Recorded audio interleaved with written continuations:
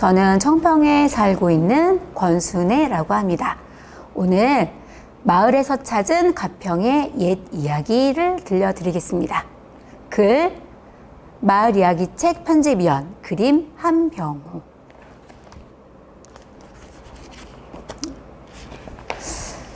이야기 제목은요, 장수를 만든 보납골 약수. 옛날 가평의 판교리 정신의 집에는 태어날 때부터 몸이 너무 약한 청년이 살았어. 어찌나 약한지 사지를 가누지 못할 정도로 허약했지. 그래서 청년의 부모님은 몸에 좋다는 음식은 모두 찾아 해먹였어. 물론 용화다는 의원이 있는 곳이라면 그곳이 어디든 상관없이 찾아다녔어. 하지만 청년에게는 소용이 없었지. 청년이 하루는 마루에 앉아 햇볕을 쬐면서 멍하게 시간만 보내고 있었어. 보다 못한 아버지는 청년을 단련시킬 요량으로 지게를 주시며 다리 건너 본합산에 가서 나무라도 해오너라 라고 하셨어. 아버지의 엄한 호령에 청년은 지게를 질질 끌고 터벅터벅 집을 나섰어. 본합산으로 가는 길은 너무 힘들었어. 아이고, 점점 다리에 힘이 빠지네. 산길은 왜 이리 험하담?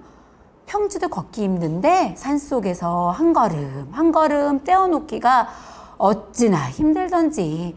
청년의 몸은 비 오듯 땀이 흘러내렸지. 해는 또 어찌나 짧은지 어느새 주변이 붉어지고 있었어. 청년은 지게에 나무를 다 채우지도 못하고 산을 내려가기로 했어. 배는 고파오고 지게는 무거워서 머리가 핑 돌 지경이었지. 물 한 모금 먹으면 좋으련만. 그런데 어디서가 반가운 소리가 들리는 거야. 주변을 둘러보며 소리가 들리는 곳을 찾아가 보니 바위 틈에서 물이 쫄쫄쫄 흐르고 있는 게 아니겠어? 정신없이 마셨어. 목구멍에서부터 발끝까지 짜릿한 기분이 들었지. 살 것 같다. 물맛이 꿀맛이구나. 마을에 거의 다다랐을 때는 벌써 해가 져버렸어. 마음도 급한데 산에서 물을 많이 먹은 탓인지 갑자기 오줌도 급한 거야. 풀숲에 오줌을 누고 돌아서는데 엄청 큰 개가 청년의 앞을 딱 가로막네. 청년을 덜컥 겁이 났어. 이렇게 큰 개는 처음 보는데? 어쩌지? 어서 집으로 돌아가야 되는데? 그런데 집채만한 개는 청년이 이쪽으로 가면 이쪽으로 따라오고 저쪽으로 가면 저쪽으로 따라오지 뭐야? 청년은 너무 무서워 눈을 감고 팔을 휘휘 저었지. 그리고 손끝에 닿는 것을 힘껏 밀어냈어. 그런데 갑자기 그 개가 푹 쓰러지지 뭐야? 에고? 몸만 컸지 나처럼 허약한 개로구나. 청년은 지게를 메고 허겁저겁 집으로 돌아왔어. 아버지, 다녔습니다. 왜 이렇게 늦었느냐? 걱정했구나. 그런데 아버지, 제가 아무래도 개를 죽인 것 같아요. 뭐? 그럴 리가 있느냐? 청년은 아버지께 산에서 있었던 일을 말씀드렸어. 다음날 청년은 믿지 못한 아버지를 모시고 어제 오줌 누웠던 곳으로 갔어. 그런데 아버지가 깜짝 놀라는 거야. 아니, 이건 개가 아니라 호랑이잖아. 네? 호랑이라고요? 제가 호랑이를 죽였다고요? 청년은 믿을 수가 없었어. 곰곰이 생각을 해보니 몸이 이상했던 것이 생각났어. 혹시 어제 본합골에서 마셨던 물 때문일까? 물을 마시니까 몸이 정말 찌릿하니 기운이 솟는 것 같았는데? 그러고 보니 집에 올 때 지게가 하나도 무겁지 않았던 거야. 자기도 모르게 힘이 솟구친 거지. 그렇게 허약했던 청년은 본합골 약수를 마시고 천하장수가 된 거래. 힘을 시험할 요량으로 본합골에 큰 바위를 번쩍 들어 평촌 마을로 옮겨놓았다고 해. 그리고 마을에서 힘을 써야 하는 일에는 청년이 나서서 다 했지. 아무리 힘든 일도 척척 도와주는 청년을 보고 마을 사람들의 칭찬이 자자했어. 동네 사람들은 청년을 약골로 부르다가 이제는 장수라고 불렀지. 정장수라고. 여기까지는 이야기였습니다. 지금 여기는 멋진 경관이 멋진 가평 산천에 있는 주민들이 지금도 이용할 수 있는 약수터 사진입니다. 현재 본합산에는 약수터가 3곳이 있습니다. 청년이 마신 약수가 어느 곳인지 알 수는 없습니다. 본합산 기슭에 아이들이 먹감으로 다녔던 두멍소라는 곳이 있는데 아무리 가뭄이 들어도 물의 양이 변함이 없었다고 전해집니다. 두멍소 가는 길 중간쯤 평촌마을이 있습니다. 평촌마을에는 어린이 몇 사람이 올라가서 놀 수 있는 큰 바위가 있었는데 이 바위를 정장사 바위라고 했습니다. 사람들은 자기의 힘을 시험하기 위해 청년이 옮겨놓은 바위라고 여겼습니다.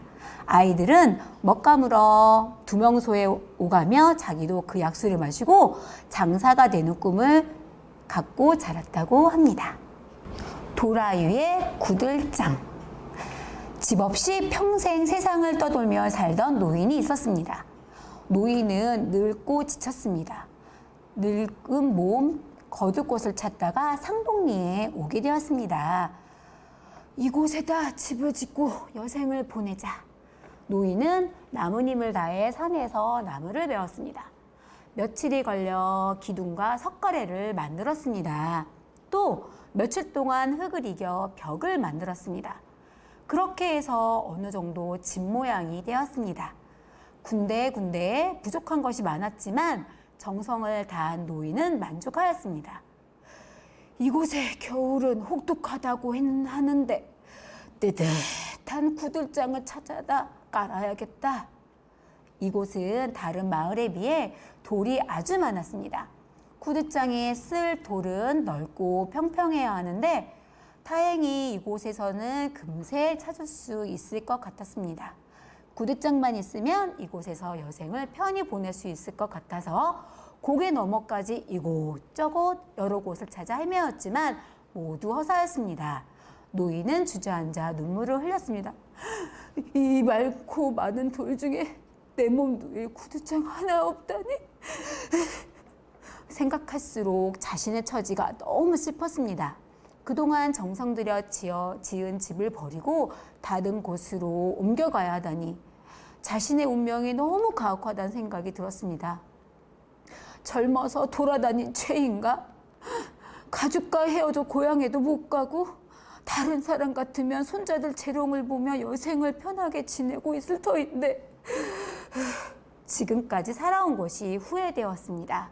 노인은 자신의 고달픈 인생을 한탄하며 다시 방랑의 길을 떠났습니다.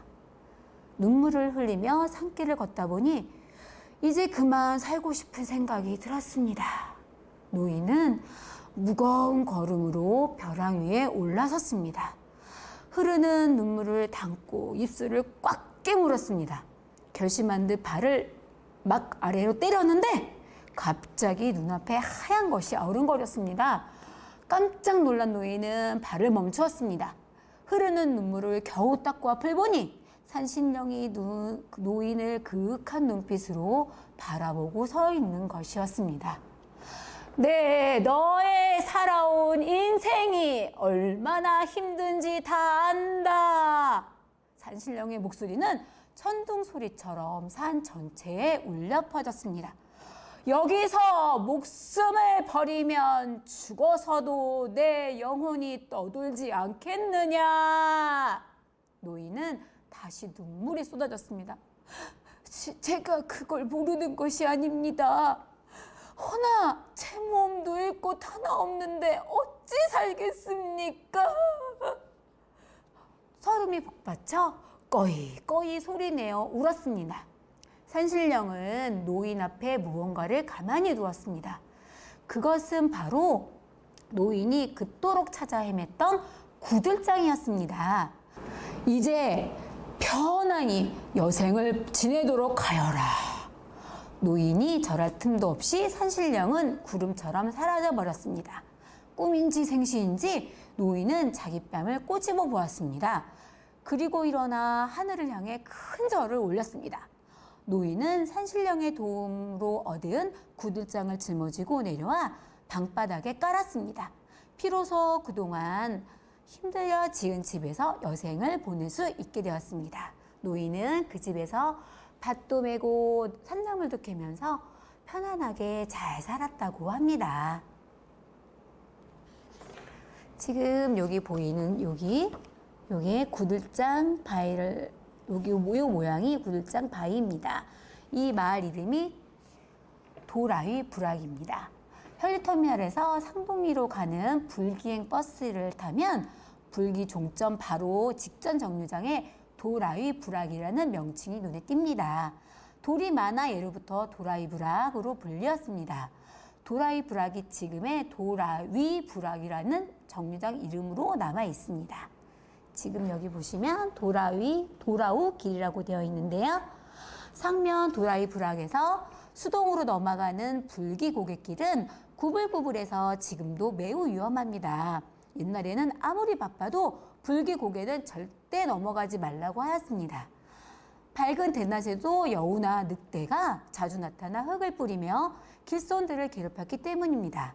또 야생 동물들이 무덤에서 사람의 시신을 파서 고갯마을에 올려놓기도 했습니다. 그래서인지 백년 묵은 여우가 소복을 입은 여인으로 둔갑했다는 이야기가 입에서 입으로 전해집니다. 감사합니다.